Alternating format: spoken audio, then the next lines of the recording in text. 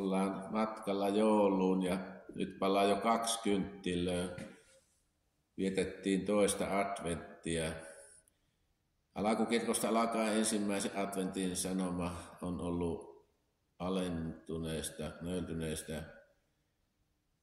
vapahtajasta, joka kulki kärsimyksen, kuoleman, ylösnousemuksen avatakseen meille tie Jumalan yhteyteen. Ja toisen adventin sanoma on kunnian kuninkaana tulevasta Kristuksesta, joka kerran tulee takaisin noutamaan omiaan.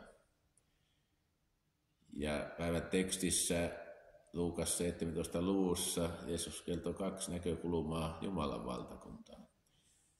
Ensin hän puhuu siitä, miten Jumalan valtakuntaa ei nähtävällä tavalla täällä meidän keskellä vielä nähdä. Jeesus, kun kulki siellä maan päällä Galileassa, Nasaretissa, Jerusalemissa, missä liikkui, ihmiset seurasi häntä. Siellä Jumalan valtakunta oli ihmisten keskellä.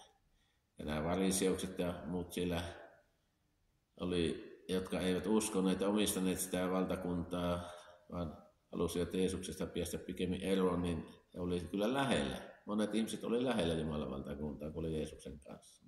Opetuslapset ja ketkä uskoi Jeesukseen, niin ne oli siinä sisällä valtakunnassa. Tänään tuo Jumalan valtakunta on sisäisesti uskovaisessa ihmisessä. Kun Jeesus vaasi maan päällä, kulki ristille, nousi kuolleesta, nousi taivaaseen, tuli pyhä henki helluntaina vuodatettiin, niin pyhässä hengessä Jeesus on meidän keskellämme. Sinä saat avata sydämen ja omistaa sen Jumalan valtakunnan. Silloin se Jumalan valtakunta ei ole vain siinä lähellä, vaan se on sisimmässä. Sinä voit kuulla Jeesuksesta ja tietää paljon ja evankeliumista Jeesuksesta ja näistä uskoasioista, olematta kuitenkaan siinä valtakunnassa sisällä. Olet hyvin lähellä, mutta ulkopuolella. Mutta sinä voit tulla sisälle, avata sydämen ja ottaa vastaan. Sano Jeesukselle, tuu mun sydämeen vapahtajaksi Herraksi ja elämän omanasi. Niin sä oot silloin sisällä ja oot matkalla taivaassa.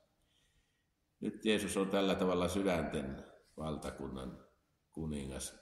Mutta yhtenä päivänä hän tulee kuin salaman leimahus. Silloin kaikki saavat nähdä, kohdata. Tajuavat, että nyt Jeesus on meidän keskellä. Jeesus on tullut.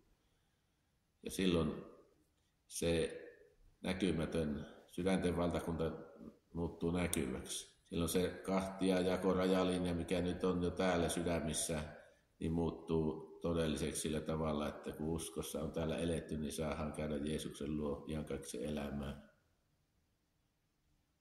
Mahtavat juhlat on tulossa, me odotamme Jeesusta. Jeesus sanoi, että kun näette aikojen merkkiä, niitä on hyvä tarkkailla, että miten me ollaan aika lailla jo lähellä, en tiedä minä päivänä Jeesus tulee, milloin hän tulee, sitä me emme tiedä. Mutta aikain merkkejä hän kehottaa tarkkaamaan, mutta hän sanoo sitten, että se kuitenkin se tärkein asia on, että Jeesus on siellä sydämessä ja että ollaan valmiita.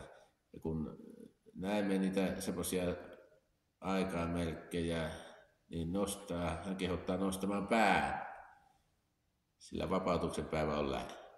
Näin me saamme kulkea kohti joulua. Omistaa tuo armo ja anteeksiantamus ja joulun sanoma Jumalan rakkaudesta, joka tuli tähän maailmaan.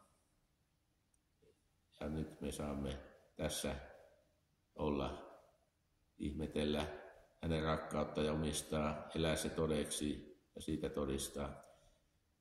Siunattua joulun odotusta.